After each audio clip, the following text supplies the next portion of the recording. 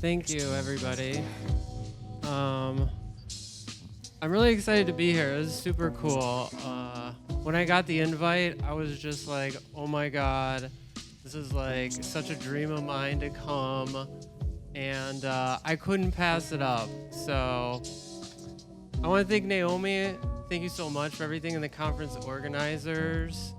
This has been so great. And if you don't get a chance to talk to me today or afterward, well, I think there was social media ways to reach me. I'll be here for the whole conference. Feel free to reach out. I would love to chat. I think that's the thing that really interested me and kind of brought me here.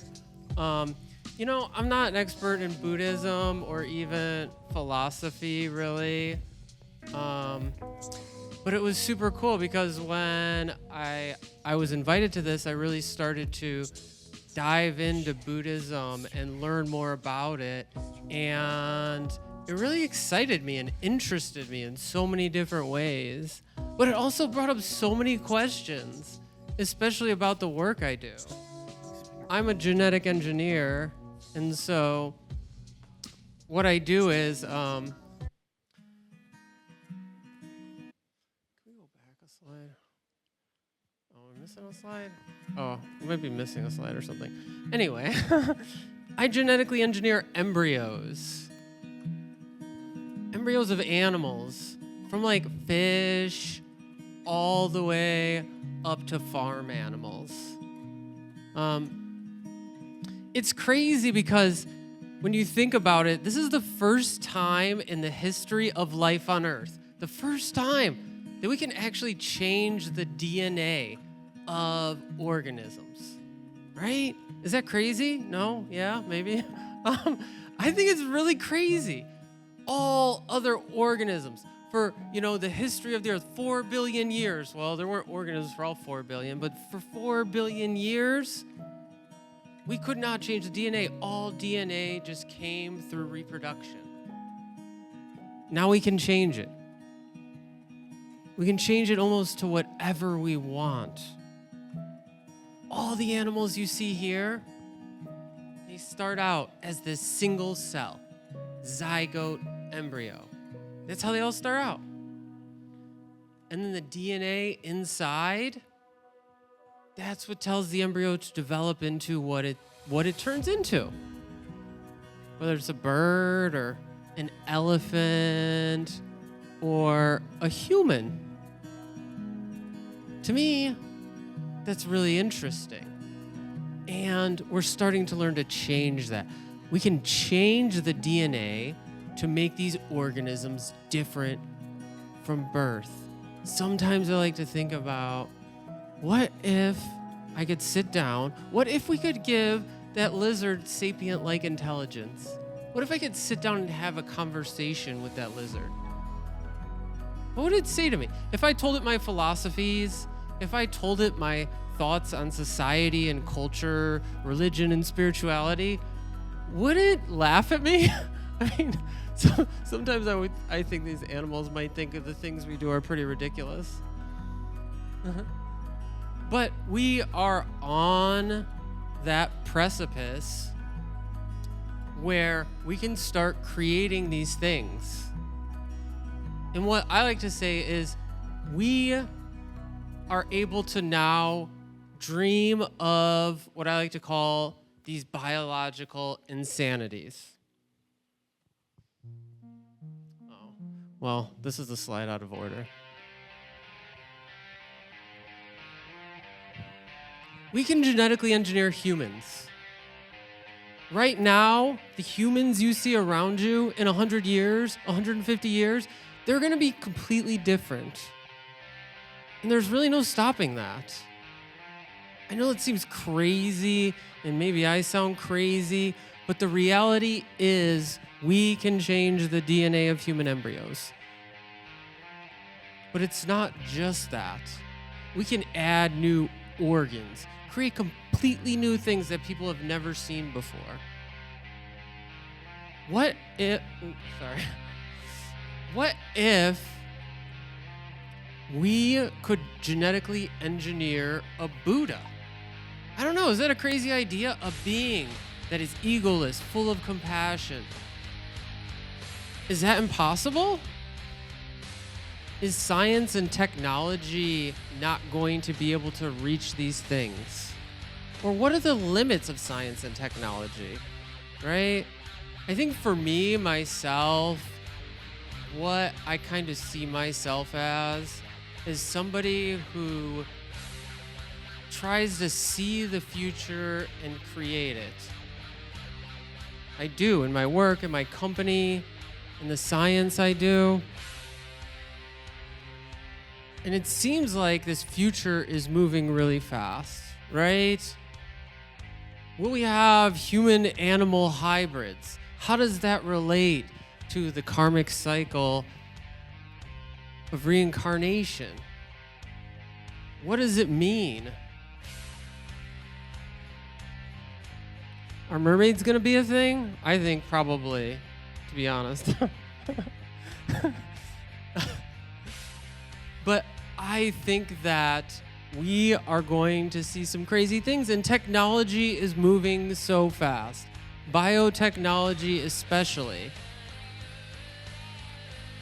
Because it's not just what we know and what we can see. It's what we don't know. Completely new kingdoms of life that we've never even thought about. Where do they exist? Do they exist above humans? Can we create things that exist above humans like I talked about?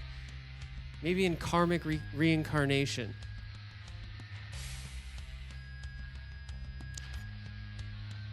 And the thing that kind of always nags at me is like, is technology moving too fast?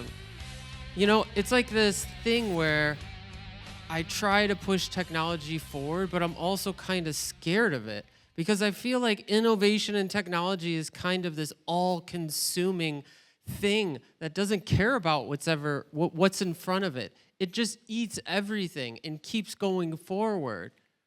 And how is that going to affect society in the future and culture in the future? Because I think about like even 150 years ago, right? The lifespan of people 150 years ago is half what it is now. If we showed them what we could do today, shoot rockets into space. We made sand think. Can you believe that? We made sand think. How did that happen? I don't even know.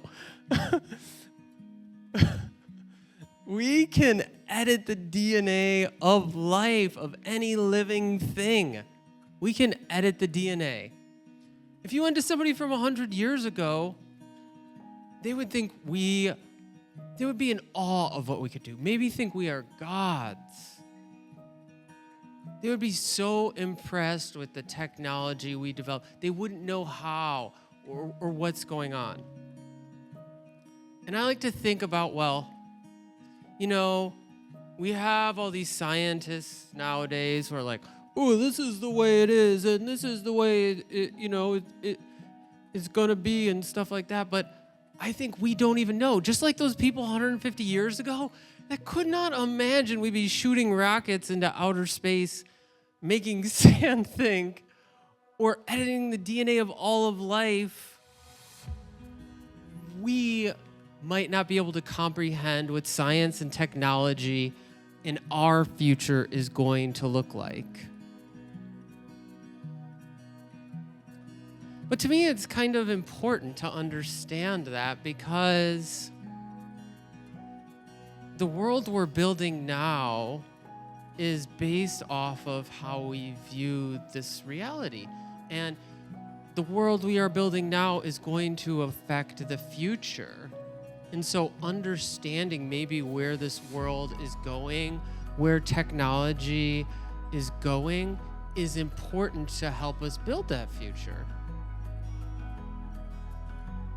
And, you know, one of the really interesting things about coming here, you know, one of the fascinating things I found about Buddhism I thought was really cool is that it seems like Buddhism is constantly trying to assess and reassess what's going on in the world and understand it and integrate it into their thoughts and philosophy. And I kind of wanted help understanding how these things might affect the philosophy and, spirituality of Buddhism.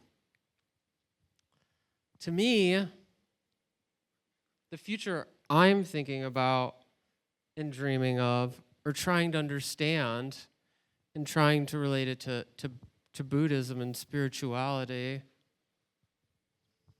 is like where, if Buddhism is real, and understand, please don't take anything I say the wrong way. I beg your forgiveness and of my ignorance. But if Buddhism, the spirituality, is real, one day we're probably going to be able to measure it, right? I don't know. Maybe that's breaking it down too much and being too scientific about it. But maybe one day we're going to be able to measure it. We're going to be able to measure consciousness. We're going to be able to measure karma in some way. Maybe. I don't know. Maybe one day, and I think it's going to happen, we're going to be able to gene edit animals to have sapient-like intelligence. Right? It's going to happen. Inside that embryo is the blueprint. It's the blueprint for intelligence, the blueprint for being a human. It's that far away, we just don't understand it yet, but it's already there. All we need is a little bit more understanding, and then we can manipulate it and modify it. Modifying this physical world. And what happens then? I think a lot of religions in the world are going to have a hard time with that, to be honest. Because it's like, is it an animal? Is it human? Does it go to heaven? Does it go to hell? How do we deal with this?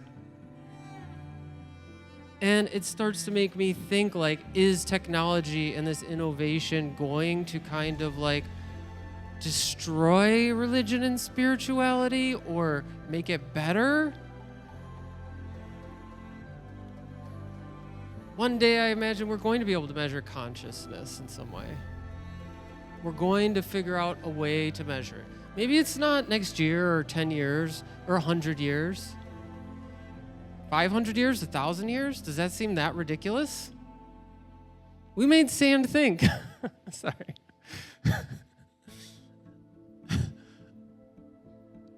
We're going to be able to measure it. And what does that look like? What does that mean once we can start measuring it? Can we start measuring these consciousness streams? And once we can, I think once you can measure something, you can start to manipulate it, right? You can start to change it. If we can measure it, are people going to start manipulating and changing it? The thing that's scary, I think, about technology is that, like, nobody can really stop it. Governments can't stop it. Governments try. They're all, academics are like, we're going to do a moratorium on this. Well, somebody does it anyway. Governments make it illegal. People do it. Religions, they don't stop it. Spiritualities, is that going to stop it? People are going to keep going. Maybe it's working in their underground lab where nobody can see them, but people are going to keep going. They're going to keep pushing this stuff. Is that the place we want to go? I don't know. This is the question maybe I ask, and maybe I'm asking you. If we could measure, and forgive me for saying this, but if we could measure Buddhism or the spirituality involved in it, is that a good thing? If we could manipulate it, is that a good thing?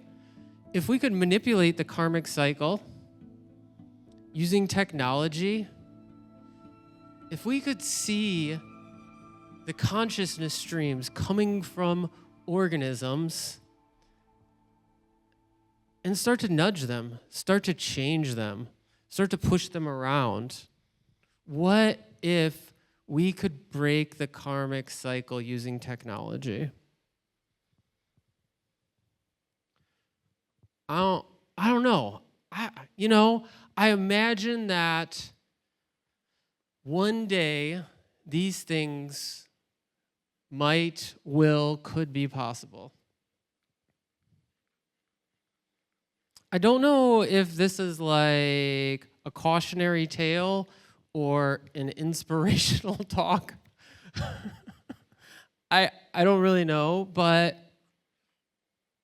what I think is that technology, where we're at right now in the world with technology, some people call it the singularity. Some people say, we're moving so fast and we can't stop it.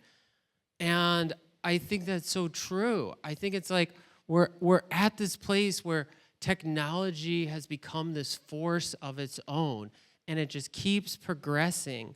It keeps going, and it doesn't matter what we try to do to stop it. It keeps going.